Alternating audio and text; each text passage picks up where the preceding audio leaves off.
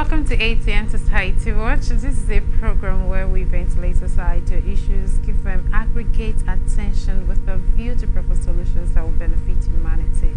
And today on Society Watch, we have a number of issues that we'll be discussing. First, from Kwara State, where babysitter allegedly steals 2-month-old baby during school graduation.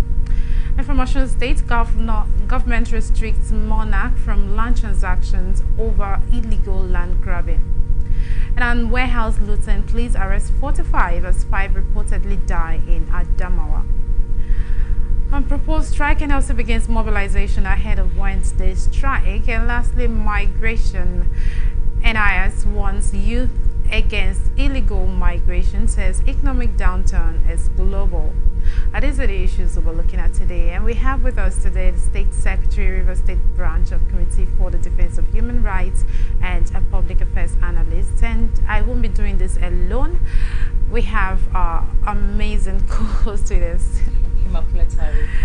Yeah, and together, when we return from this break, we'll be introducing our guests.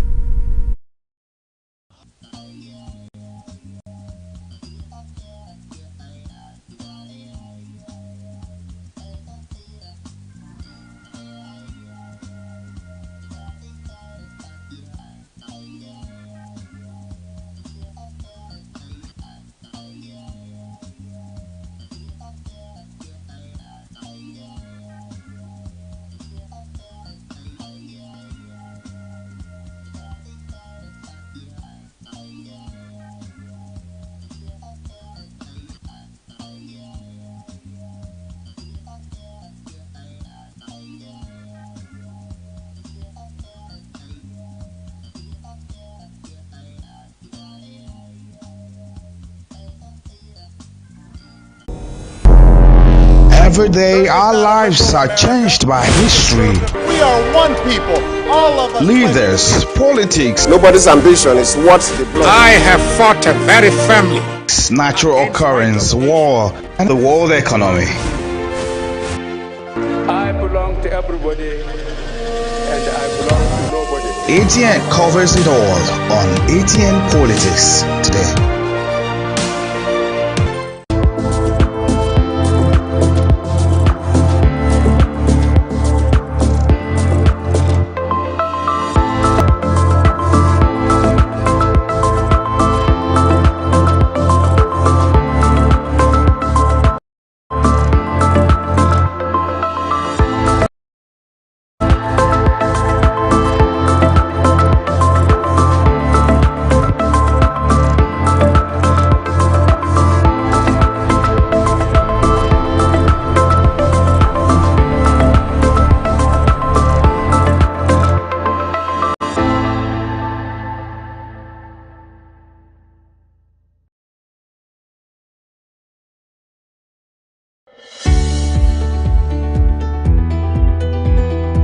People into the country illegally. That is amazing. Honourable You human trafficker. Honourable You're a human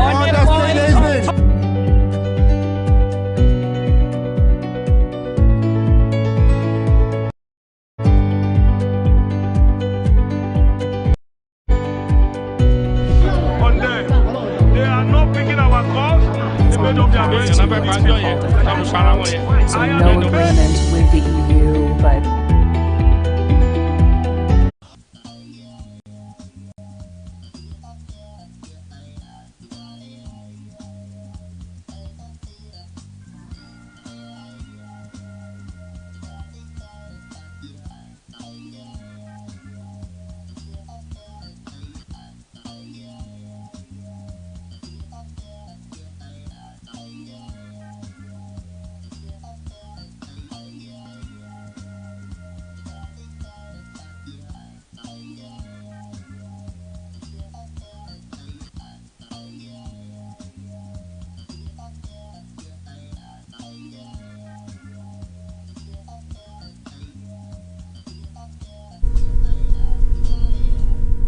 Welcome back. In case you're just joining us, this is Society Watch on Atlantic Television Network.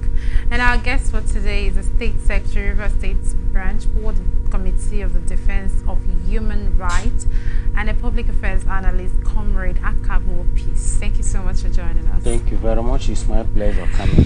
You're welcome. All right, let's look at our first issue from Kwara State. A 2-month-old baby, Usman Idris, was on Saturday stolen from his mother during a school graduation ceremony in Ilorin, Kwara State. A woman who was entrusted with the care of the baby disappeared into thin air at about 3 p.m. during the graduation ceremony held at the school premises at Sawmill area, Ilorin. The mother of the missing child, Shekina, confirmed the incident to newsmen in Ilorin on Sunday. She described the suspect as a tall and fair-complexioned woman dressed in a purple Ankara with a black headscarf. She came to me about 2 weeks ago that she wanted to learn how to make snacks. I accepted her, but I don't know any of her family member or where she stays and don't even have her number, talking about her phone number. We went to the graduation together and she offered to help me carry the baby when I accompanied my eldest son who was graduating at the event to collect his certificate. That was the last we saw of her. We have reported the case at A Division Police Station in Surulere, Ilorin, but yet to hear from them, she added. Now, first of all, let's look at the relationship between the accused, the one who had stolen the baby, and the mother of the baby. Someone came to you about 2 weeks ago, your space, and you're raising. I understand that most people tend to be very liberal. Most want to impact knowledge, teach people skills that can help them in their future. But to the extent that you don't have any details about this person, Comrade Peace, what's your take? Well, I would not try to take the kindness of the said woman for granted. However, in this kind of business, there is usually a third party. Even when you want to offer hands of fellowship to somebody in need, there must be a third party. Because that third party will give you the morale, will give you, the level of strength you would. That is your basis. With that third party, I think whatever business you are having with anybody at that point, both of you are treading a risk. So it's a whole lot of mistake.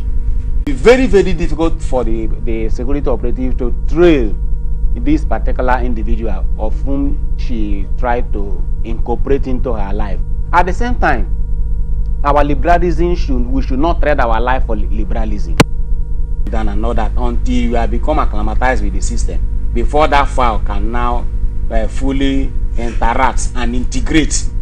You must first of all interact with people. It is at the level of it depends on their level of evaluation based on interaction that will give you edge for to cooperating the person into the system.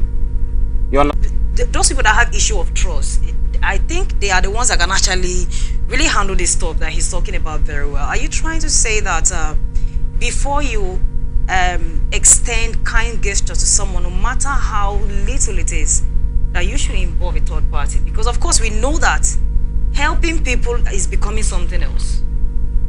You have seen a lot going on. So is that what you're trying to say? Yeah, see, third party is very, very much essential.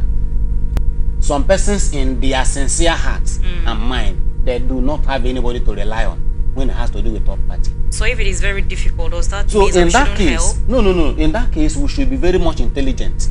We should be very, very meticulous enough to know the area where this person is driving to. Some of all these persons who can be very funny, they are so loving. The moment they enter into an environment, you start liking the people. The person, he or she will win a lot of persons to her, to her illicit act, just to pave way to commit whatever crime the person wants to commit and zoom off. You understand? So in any case, whether the person's, you need to talk to people. You need to talk to people. You need to gather, experience and knowledge from public opinion. Sample it. People can help you by bringing certain ideas that can help you to put to a rest. You understand my point? Because so many. See, let me tell us. Thomas Hobbes once says that man is born with reason, but knowledge comes through experience and utility. Yeah. You understand my point? So it is intelligent enough for us to learn from happenings about within our environment. It will help us to put us in a better footing to handle this kind of issues in the society. Okay, now let's look at this. This person in question, whether she was not really close to the woman or no. I mean, she just, like the woman said, she doesn't know her. They just came in contact with me, I want to learn something. Is there any way that employees should put, is there a kind of demarcation you think that employees should put between children and domestic staff? Because there is no way you have somebody working for you in the house. I wonder you not be like, please do this thing for my son, or help me give this thing to my daughter. There's always this clash between, I mean, children and especially now that we have terms everywhere like taking children, trafficking and all that. Is there any way we can put that demarcation? See, ordinarily, tolerance has a boundary.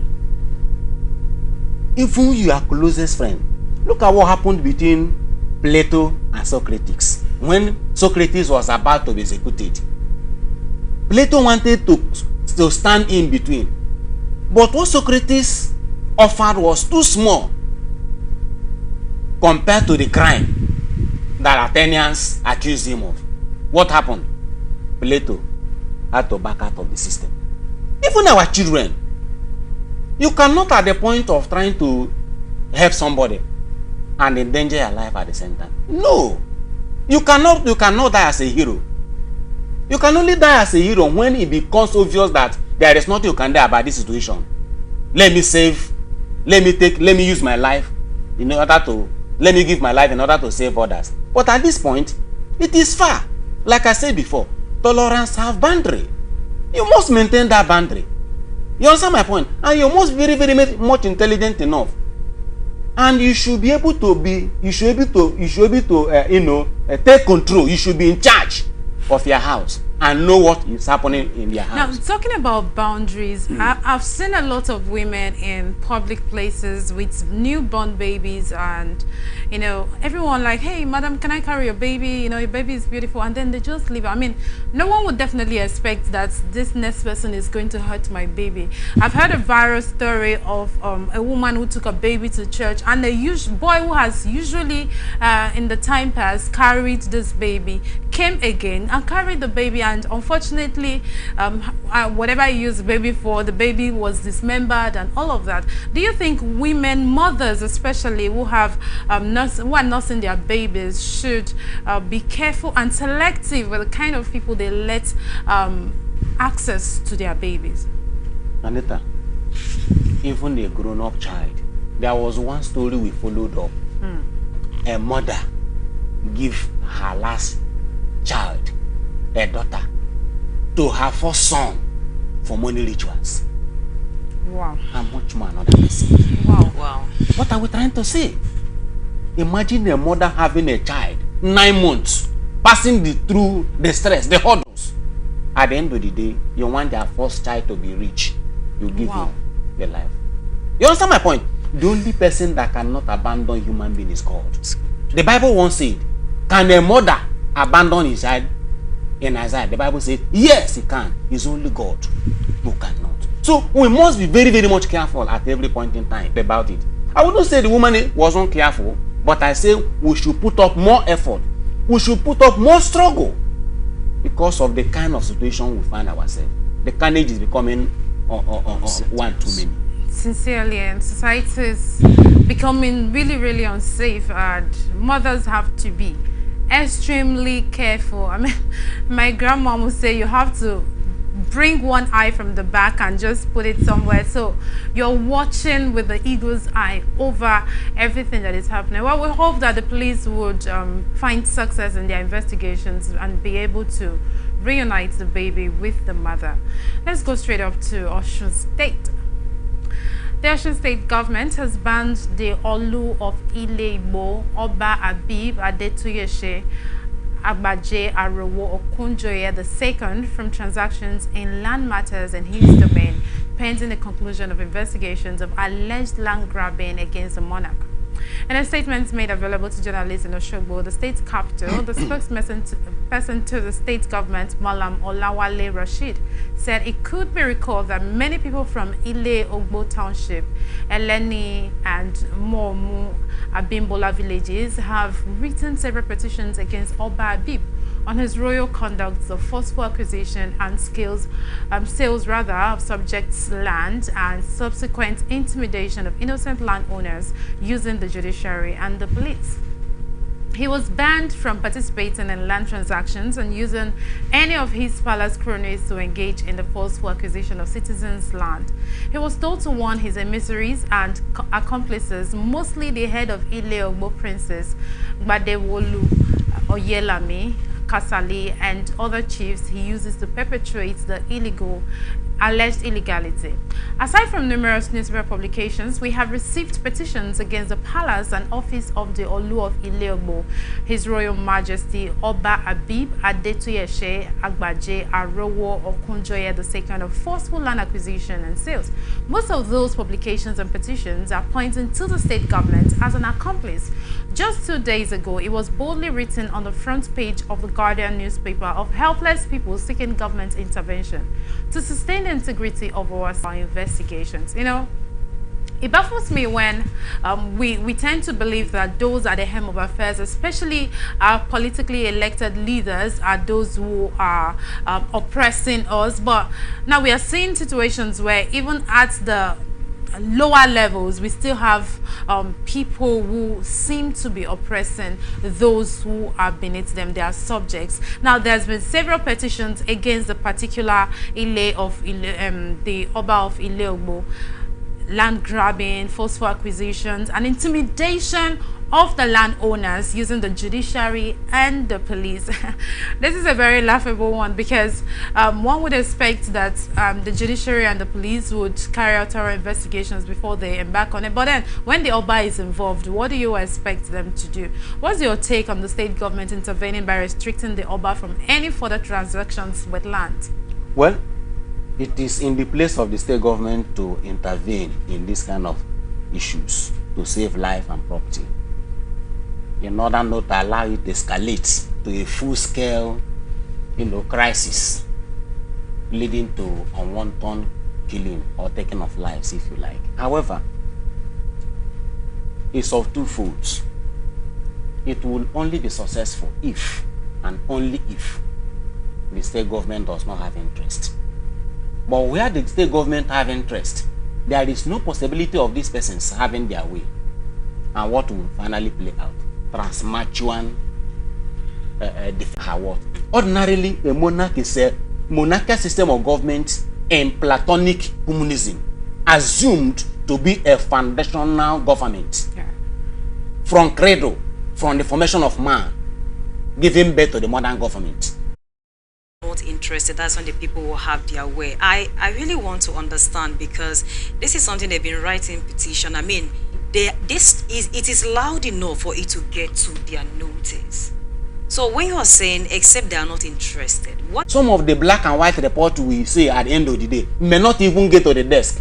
They will kill it. It will die a natural death.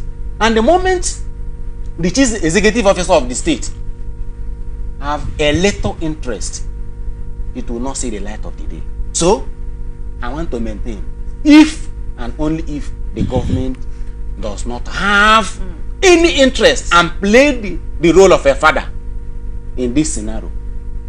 Now, but we know that the Land Use Act vests the power in the state government to hold lands in trust for the people.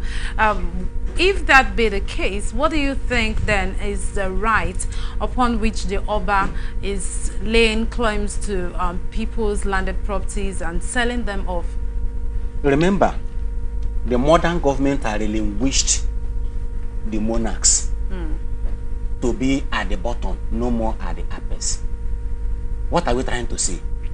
Yes, tradition demands that this be our traditional head, but must get the nod of the modern government, the executive governor of every state. That one apart. On the other side of it, 1976, I think during Obasanjo, land use decree placed the land in the hand of federal government, and the state government are placeholders. So this can only be, the efficacy of this argument can only be tested only if the state government or federal government want to acquire land. But in this circumstance, it is parallel, because this is just it could be a communal crisis. What government does here is just let us know where are the warring factions. So now, if the government is very far, like you claim, don't you think that the Oba has some rights and privileges that would allow him access to landed properties in the community? No. He does not. He does not. Based on my little knowledge and understanding of this particular issue, you understand my point, and the laws establishing traditional heads in our country does not allow Oba to acquire. The Oba can buy, but God that is executive officer of Osun State, based on the details, the customs, and fundamentally the Constitution of Federal Republic of Nigeria. So it's subject to the government. In fact, if the government does not recognize the Oba cannot parade himself in the apex. You can only be relegated within the localities where you operate. That is their constituents. Well, like Comrade Peace House said, if the state government is ignorant of whatever is going on, does not have any interest in it, then this order is going to be binding. So we'll just keep our eyes on Osun State and see what exactly happens with Oba Abib and his land acquisitions allegations. We'll go on a very short break and we will be right back.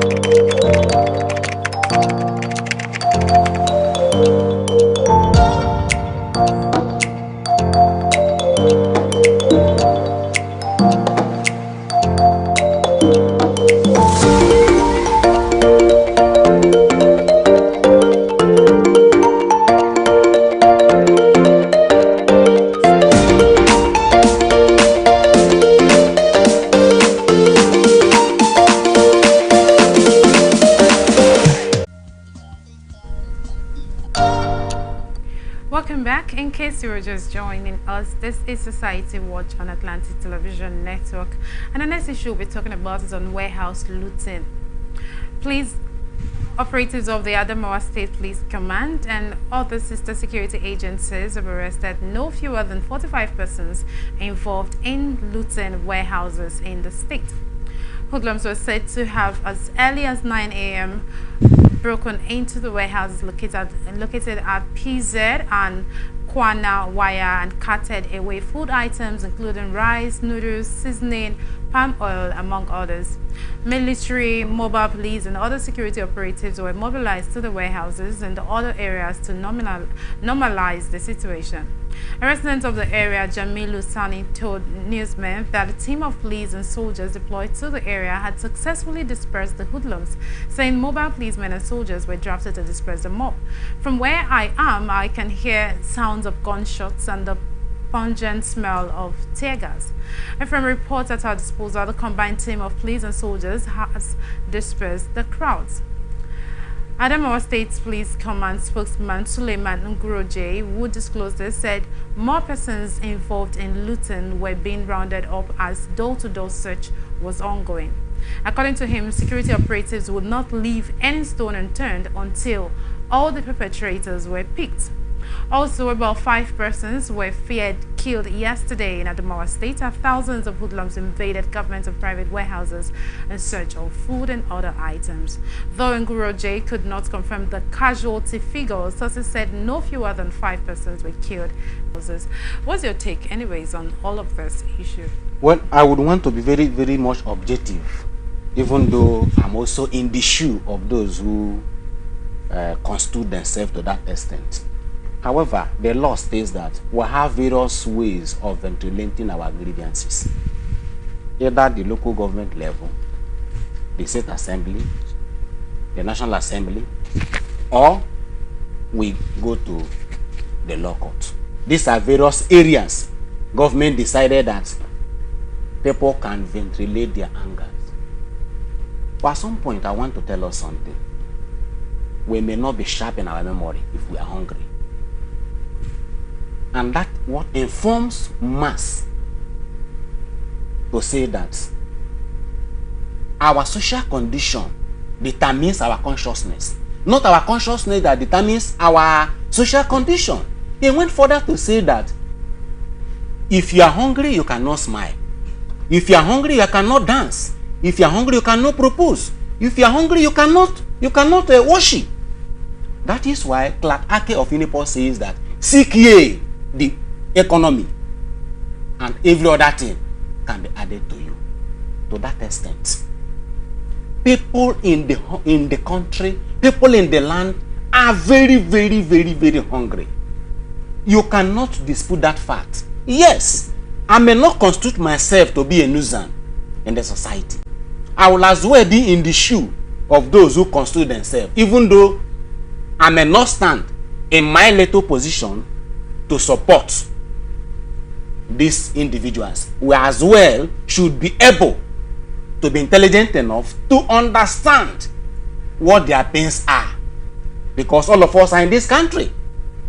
And if you're talking about national security, it's a whole lot, and it is holistic. You cannot talk about national security without full security. It is not. Even the soldiers, the police, who would want to maintain peace and order? And that is why Desmond Tutu said, silence in the time of oppression, it means supporting the oppressor. We must speak up and condemn the level of, insincerity in the side of our leaders. This should be a waking call to those who are sitting in the various privileged positions in the country, that the center can no longer hold. There must be a paradigm shift in the way they think, in the way they reason.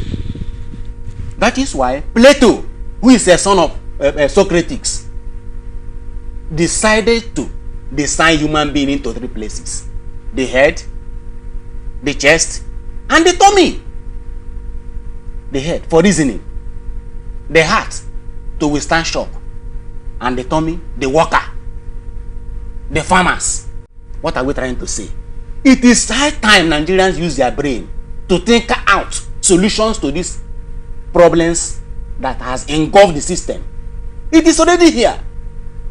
It can move from one point to another. Look at what happened. How did Arab Spring start? Just from a little ball. It started from other Arab nations. It could not to be. So I pray that it should not get to that point. So it is high time our people should think very, very fast to make sure that they give people their due, according to Plato, when he defined justice. Say, giving people according to their due. Those who are good in thinking should be kept to one side to be thinking, to give us knowledge and wisdom on how to man affairs. Those who can withstand shock, the soldiers, should be there. The moment you give them what they need, I want to be a soldier because they have the strength, they remain there. Those who belong to the farm, they should produce. You understand my point? So this disconnection has always been there over the time. It is high time the government of the day and the past and the kingmakers.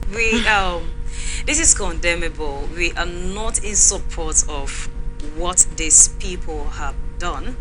But at the same time, hunger is something that one cannot control, just like you have rightfully said. But looking at the present now, that we are having subsidy issues, hunger is going on, a lot is going on in Nigeria right now. Do you think that the government should let them serve the law for doing this, or do you think they should pardon them? Well, looking at what we are facing like I right said now. before, transnational justice remains the advantage of the stronger, and government has made laws. It's unfortunate, no ignorant to the law. You understand my point?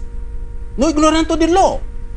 That is why former American jury says that law is a body of civil rule, commanding what is right and abhorring what is evil. And any aberration must be visited by what? Punishment. At this point, they have committed a crime against the state. Even though they justify it. And from a layman understanding, people can start justifying it. But in my position, like I said before, I cannot justify their actions because there are so many places where you can ventilate their anger. But the question is, for how long will you continue to ventilate their anger and nobody hears you? It's a big question. I'm looking at yes. That question. That's a very good one. Now, how else do you expect them to express and ventilate their anger, and they will be heard and actions taken? It becomes a very serious issue because in my position, I cannot continue to preach violence and approach to a modern problem because we must move from primordial society to a civic society. Looking at the time they actually went, if it was at night, we would say, okay, maybe they really want to, do something bad. They didn't actually go by 6 a.m. They went by 9. So I'm thinking, don't you think that they were trying to use this to pass information to the government that this hunger is becoming out of hand? Yes. On the other hand, Hegel says, before you plan a revolution, you will start from the weak institution. That time of the night they feel it was more convenient. No, this is 9 a.m. Yes. In the morning. It's even better. You understand what am I trying to say in a better in the sense is that to the eyes of everybody that they are coming. Like I said in my position, I continue to condemn it. But we should also want to understand their pains. If these persons were to constitute themselves as criminals, you understand my point? They would have gone in odd hours. Yeah. And that is why I said earlier, it is too ripe for the government to think and try to provide solution. You understand my point? See, let me tell us. Thomas Hobbes says, even in face of tyranny, there could be stability. If there is food, women are not being chased, the children are kept, there could be stability. If there is food, and people don't have houses where they stay, in the morning they have their food to eat, possibly it wouldn't have been there. And Kamas went further to say that there is nothing else that satisfies man if not work. And because the wealth of the nation is very, very scarce, hence people continue to struggle to acquire as much as they can until they retire back. And what is it to the Mother Earth? To crown it all, it is time. The jingle is here.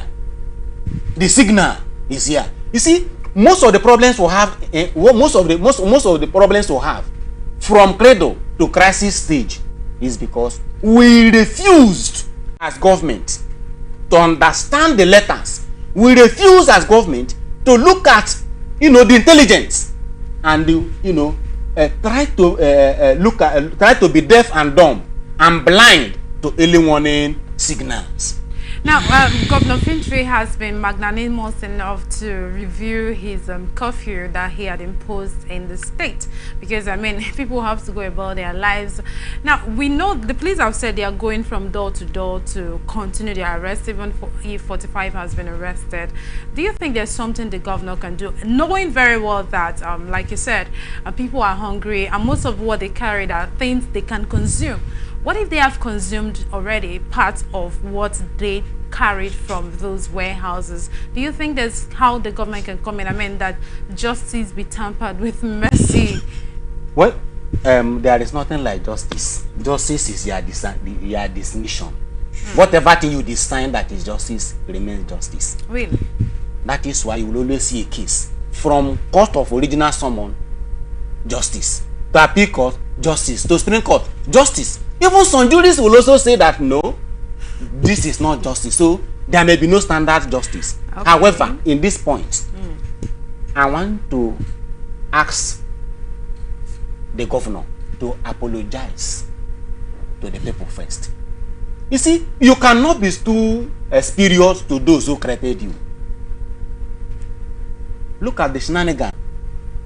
Okay, now, and 3,000 yes, around 3,000 Nigerians in Niger, and there is a problem in Niger. They are still coming back to the same place they ran away because of Boko Haram, because of insecurity, because of hunger, and all that. What are we trying to say? If you are unable to take care of the indigenous people and the residents of Nigeria, now there is crisis in Mali, in Niger Republic. There is possibility of most of them coming back to Nigeria. Can we sustain it? It becomes a very serious problem. So, the government at all levels, they should not look at it as a Adamawa problem. They should look at it as a national issue. This is the time the National Assembly, whether the Senate or the Rep members, should come into play. This is the time the President should come in and try to address the nation. If not, I am not trying to say that something is going to happen, but all of us are praying that let whatever thing that we want to happen, let it happen for good, not for bad, as giant of Africa. Well, like you said, the president, it is time for him to address us. He has promised to address us today, and we can't wait to hear Mr. President and what he has to say to Nigerians. In the meantime, we hope that the governor of Adamawa State would find a way around this, and we hope that also called on the government to take seriously the engagements with the labor unions. Now, talking about the Tinubu's government playing games with Nigerians, so I know that the NLC had complained that the meeting they were meant to have on Friday with the committee set up by the federal government to negotiate on their behalf was not successful because the members of that committee on behalf of the federal government did not show up. And so they are saying if by today nothing positive happens, they are going to go on their strike. Now, first of all, talking about the seriousness of the president, the people as to the reason why the people will join the strike. At what point did their negotiation collapse? We have to know. And what are their interests? We also have to know. These are public servants. We cannot continue to play prank with all these things. People are watching. If you are playing politics with everything, in the labor politics, in the real-time politics, who will salvage the situation? We will just watch and see the outcome of that broadcast, and the fact that whatever comes out of today is going to determine the NLC's decisions as to whether or not to embark on their proposed strike. This is the much we'll take on today's program. Thank you so much, Comrade Peace, for joining us. It's always my pleasure coming in. All right, thank you, Makuleta. Thank you, Anita. And thank you, our viewers. We hope you had a great time with us, and will join us tomorrow for another interesting time. But in a moment from now, we'll be going for international tidbits, and do please stay tuned. If you missed anything, you can follow us on our social media platforms: Twitter, Atlantic TV Net, Facebook and YouTube at Atlantic Television Network, Instagram and TikTok at Atlantic TV Network 1. I am Anita Obari. Do remember that peace and unity are the pathways to progress.